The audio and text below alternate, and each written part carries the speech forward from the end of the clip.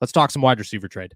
There's a bunch of nonsense going on right now. There's a bunch of rumors and reports and everything flying around, and nobody really knows what's going on. And I think it's hilarious. You know what I mean? I got friends who call me every single day trying to ask for updates. I got just like everybody else. They're trying to dig for information, just like I'm trying to dig for information. And I relay everything that I'm told to you guys, and what we know so far is that, nothing is happening. And Omar Khan goes on the Pat McAfee show yesterday or 2 days ago and talks about how there's nothing in the works right now. And we talked yesterday on the podcast about how we don't believe him. This is what it comes down to. I think it's very simple. And I don't know what direction the Pittsburgh Steelers go in, because I think Courtland Sutton makes the most sense, but Brandon Ayuk's the name that seems to continuously pop up, and that the 49ers and the Steelers continuously talk. And because of that, if I had to guess, it would be one of those San Francisco 49ers wide receivers, just because I haven't been told anything in Denver. And I haven't been told, like, the Steelers called about Courtland Sutton. They got rejected. I haven't been told that. They called about DK Metcalf.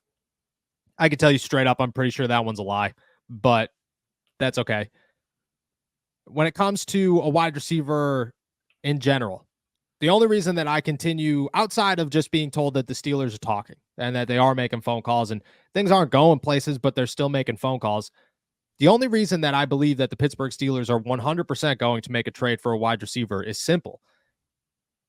They made the move to make the wide receiver trade, and they didn't just do that. I don't think that they had a trade in place, but I think that they expected themselves to be in a position to have an opportunity during the NFL draft, and that didn't happen, but they wanted to make sure that they were ready. It's the same thing as us. If we know news is going to come, I mean, Najee Harris is a perfect example. There are 2 stories sitting on my laptop currently. One of them is titled Pittsburgh Steelers do not pick up Najee Harris's 5th-year option. The other one is titled Pittsburgh Steelers pick up Najee Harris's 5th-year option.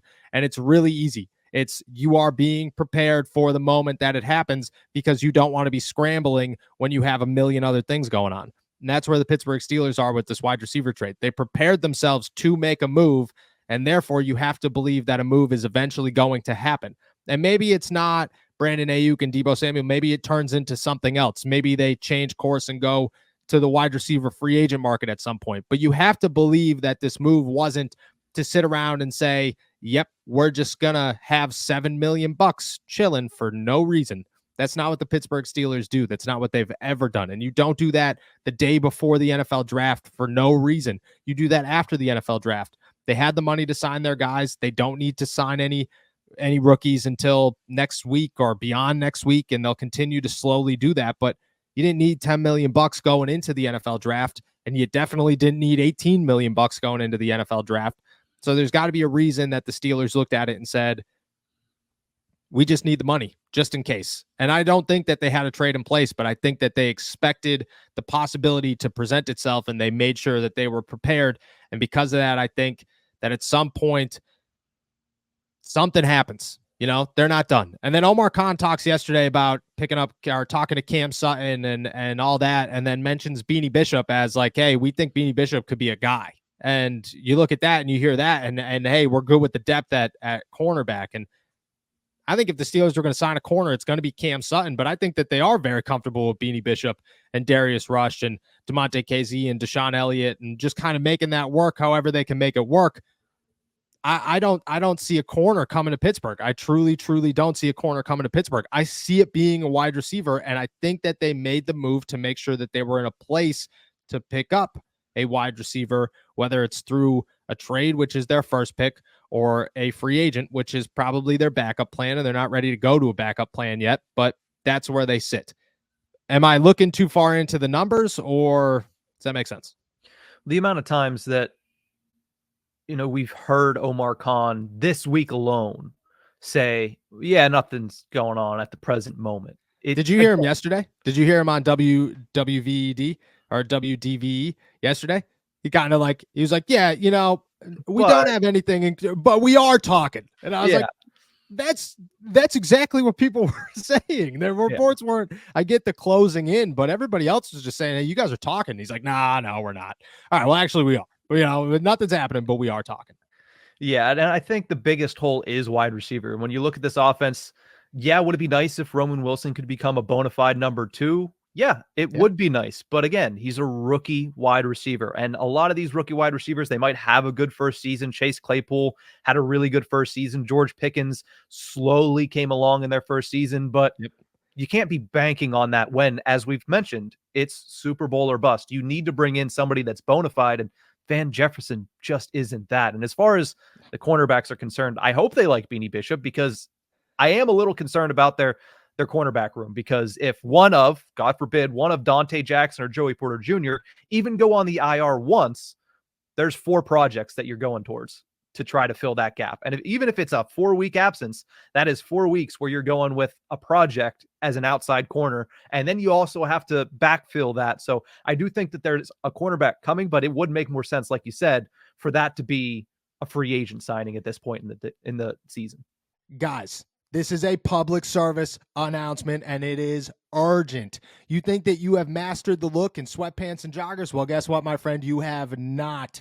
You are one step away from wearing pajamas in public, and your significant other is starting to think that you look like a slob.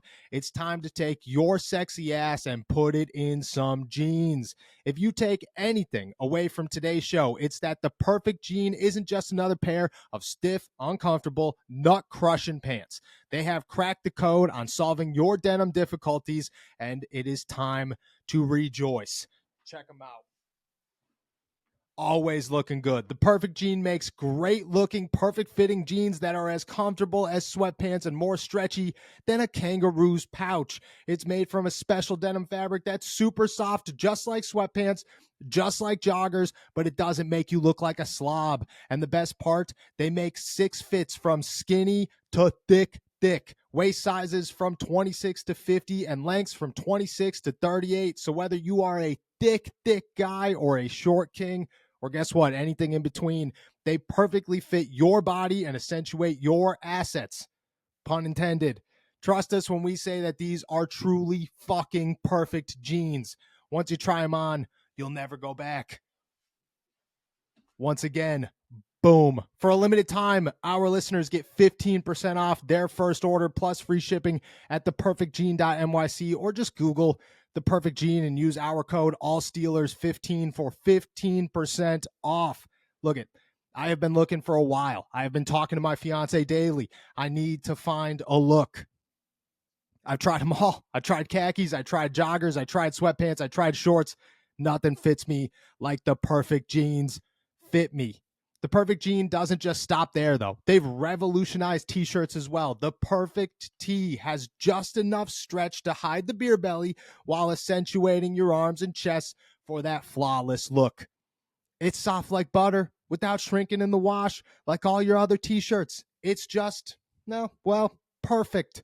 The Perfect Jean always has free shipping, always has free exchanges, and always has free returns. So you can have peace of mind knowing that your order is completely risk-free.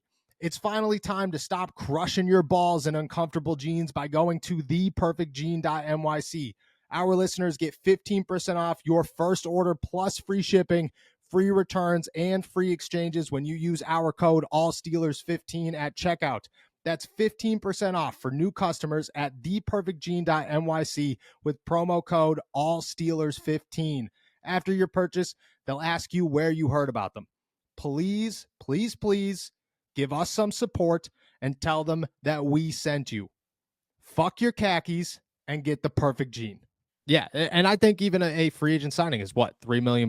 You know what I mean? Max. Like, even if it's Patrick Peterson, even if it's Cam Sutton, $3 million max. Like, you're not paying them a lot of money. You're paying guys that are on the bottom of the free agency barrel who aren't going to get an opportunity elsewhere. Even if Cam Sutton wasn't in all the mess that he's in, he's not worth the money that he was in Detroit because he had a bad year last year. And I bet you it's $3 million. I bet you that's where he stands. It's $3 million.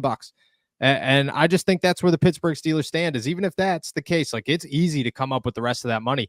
It's not difficult to come up with the money that you'd need to add a wide receiver. Courtland Sutton's only $13.5 million.